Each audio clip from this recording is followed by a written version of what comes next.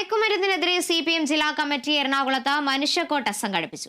മഹിളാ association അഖിലേന്ത്യാ president PK Shrimati ഉദ്ഘാടനം ചെയ്തു. മയക്കുമരുന്നും ലഹരിയും വേണ്ടേ വേണ്ട. കേരളത്തിൽ നിന്ന് ഈ ലഹരി പദാർത്ഥത്തിന്റെ ആധിക്യവും ലഹരി പദാർത്ഥത്തോടും മയക്കുമരുന്നിനോടുമുള്ള ആസക്തിയും മനുഷ്യരിൽ നിന്ന് അകറ്റിയെടുക്കാൻ കേരളം ഭരിക്കുന്ന ഇടതുപക്ഷ ജനാധിപത്യ മുന്നണിയുടെ ഗവൺമെന്റ് എക്സൈസ് വകുപ്പും ആഭ്യന്തര വകുപ്പും എല്ലാം കൂടി യോജിച്ച് ഇന്ന് നാം നേരിടുന്ന അതീവ ഗൗരവതരമായ ഈ വെല്ലുവിളിയെ നേരിടാൻ ആവശ്യമായിട്ടുള്ള രീതിയിലേക്ക് സുസജ്ജമായിരിക്കണം എന്ന സന്ദേശം കേരളത്തിലെ സർക്കാർ ജനങ്ങൾക്ക് കൊടുത്തിട്ടുണ്ട്. CPIM ജില്ലാ കമ്മിറ്റി രൂപീകരിച്ച ജനകീയ സമിതിയാണ് 15 കേന്ദ്രങ്ങളിലായി ലഹരിക്കെതിരെ മനുഷ്യക്കോട്ട സംഘടിപ്പിച്ചത്.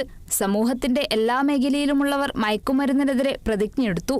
Professor MK Sanu, professor KV Thomas, CPIM Ernakulam ജില്ലാ secretary S Satheesh, advocate M Anilkumar, Jose Chacko Periyapuram തുടങ്ങിയവർ പങ്കെടുത്തു.